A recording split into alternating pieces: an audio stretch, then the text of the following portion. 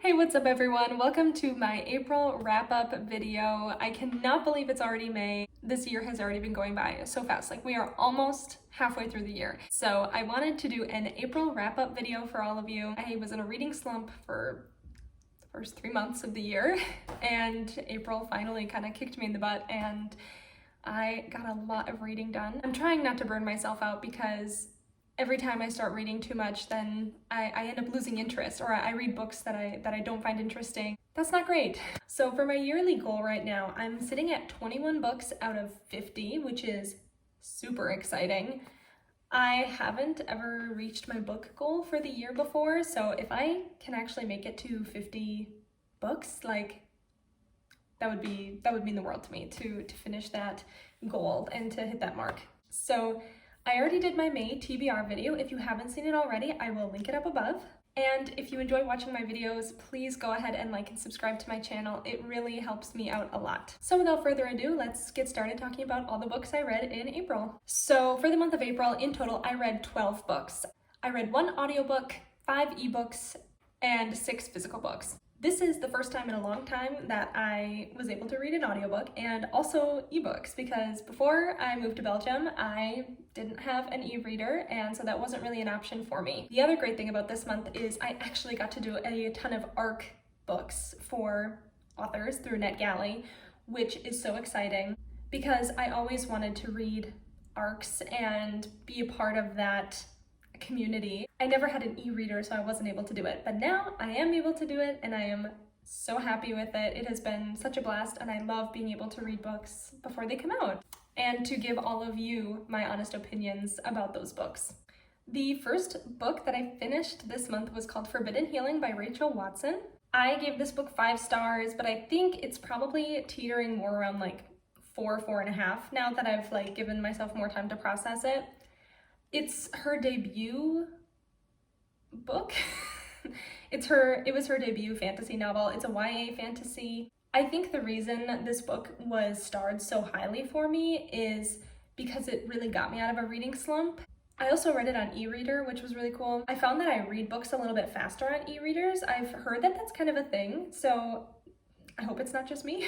I've talked about this book a little bit across a few other videos, but basically we're in this other land, and there is this god called the God Sage, and there is this community of like healers from all of the different nations in the area, and there are people who possess the powers to heal, but it's illegal because only the god should be able to heal people. And one of our main characters is set off on a mission to go find a replacement for one of these people who has died. That's like a really watered down version of it. Fantasy is always really hard to kind of give just a small blurb about because there's so much world building going on, but this book to me was it was short for a fantasy book, which made it really easy to enjoy quickly, which helped me get out of my reading slump.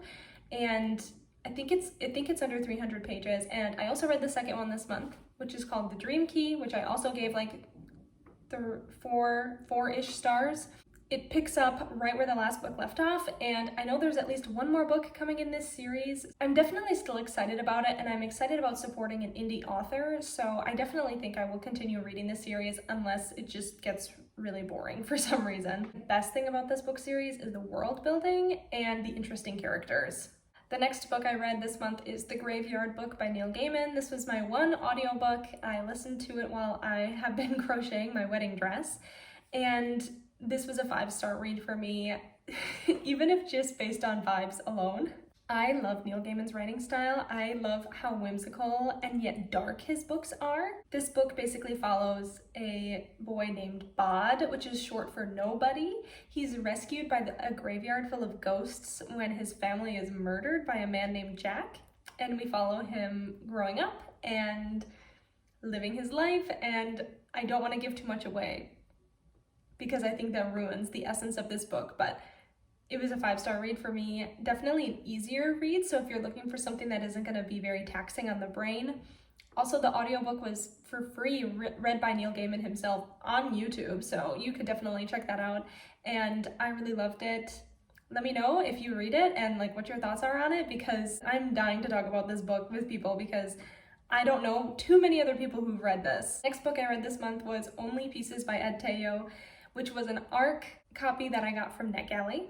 It is a middle grade YA queer book about a Mexican boy whose parents are immigrants to the United States, and he is struggling with the idea of coming out to his family. This book does not center around romance, and it's written in verse, and I thought that it was really well done. It's another debut book by a young author, and I followed him over on Instagram, and he just seems so great and personable, and his book was really heartwarming and touching. And I wrote a whole review about this one because it was from NetGalley. I'm going to link that down below if you want to give it a read and see if this is a book that is for you. It comes out on June 1st, and I read it in just a couple of hours, so I definitely think this is one that a lot of people would enjoy. And I gave it 5 stars.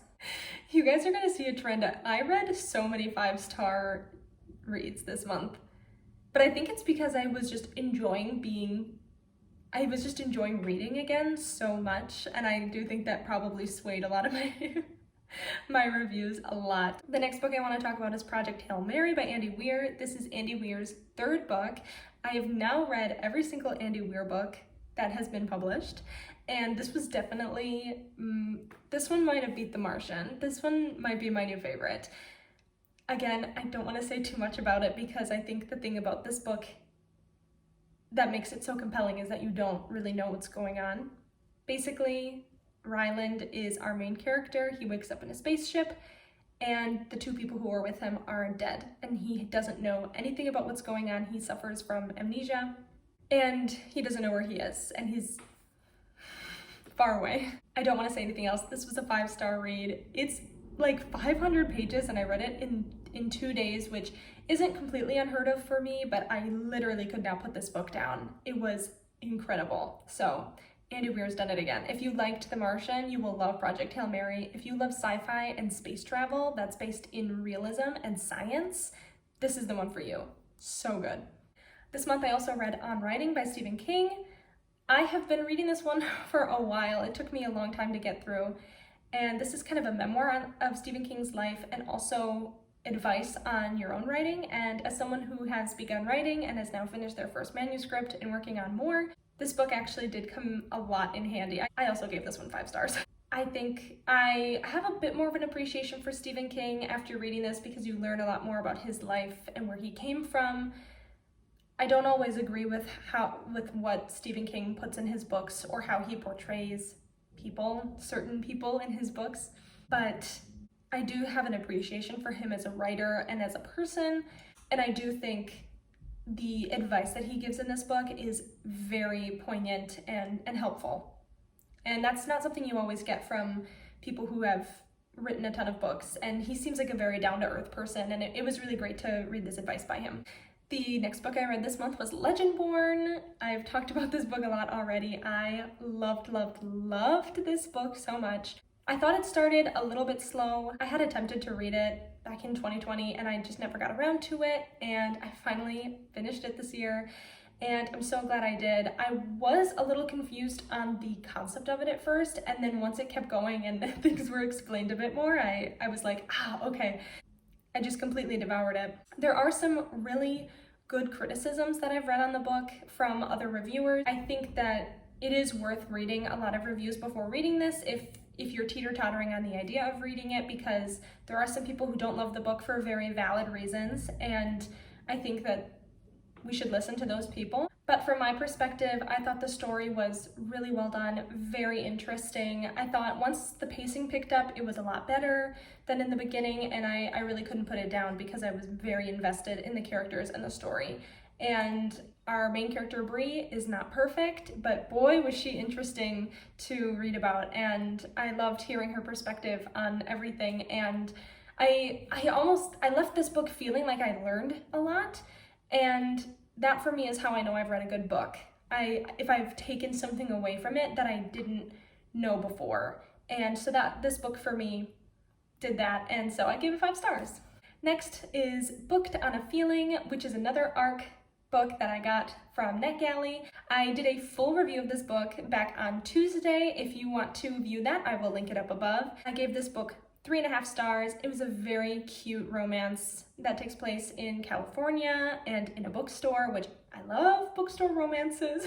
The main character and the love interests were very interesting, very quirky, and I would definitely recommend it for anyone who wants a very sweet summer read. It comes out on July 26th of this year, so get your hands on it.